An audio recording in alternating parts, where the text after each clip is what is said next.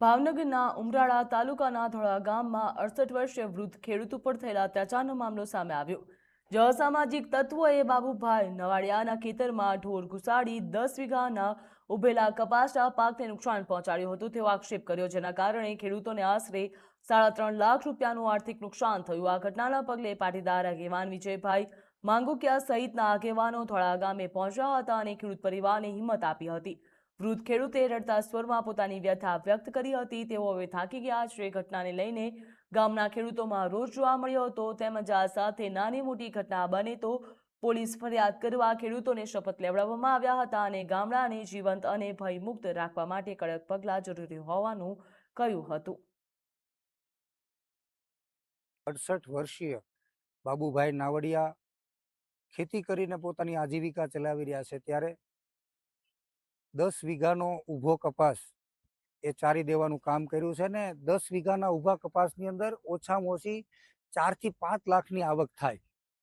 જો સારો ફાલ આવે તો એના કરતાં પણ વધારે આવક થાય. આવી પરિસ્થિતિમાં જ્યારે બાબુભાઈને મુલાકાત કરી, આખા ગામના ધોળા ગામના ખેડૂતોની મુલાકાત કરી, ત્યારે અલગ અલગ વિષય ઉપર ફરિયાદો હતી. કોઈ ફરિયાદ કરવા નથી જતું. એના માટે ખેડૂતોને હૂંફ આપવા માટે માવતરોનું સન્માન વધે અને ગામની અંદર એક એવી વ્યવસ્થા ઊભી થાય, ગામ ભયમુક્ત ગામ બને, એવા અનુસંધાને ખેડૂતોને એકત્રિત કરીને ખેડૂતોને સંકલ્પ લેવડાવ્યો કે નાનામાં નાની ઘટના બને, 5 છોડવા જો કોઈ ચારી જાય, તમારો ગેટ ચોરી જાય, તમને કોઈ નુકસાન કરે તો પોલીસ સ્ટેશન સુધી, પોલીસ સ્ટેશનના દરવાજા ખટખટાવાના. જો તમે આવું નહીં કરો તો આ મોટા મગરમચ્છ થઈ અને મોટી મુશ્કેલીઓ ગામડાની અંદર ઊભી કરશે અને ગામડાઓને જીવંત કરવાનો જે અમારો પ્રયાસ છે એના અનુસંધાને અત્યારે પ્રાકૃતિક ખેતી કરવા માટે ખેડૂતો કટિબદ્ધ થયા છે.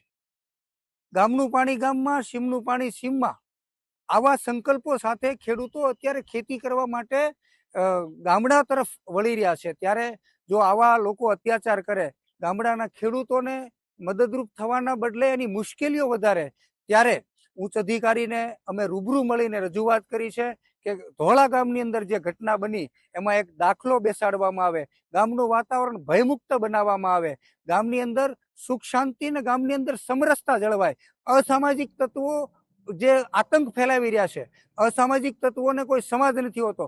જે લોકો આતંક ફેલાવી રહ્યા છે, જે લોકો અત્યાચાર કરી રહ્યા છે, એના ઉપર કડકમાં કડક કાર્યવાહી કરી અને એને એની શાન ઠેકાણે લાવવામાં આવે.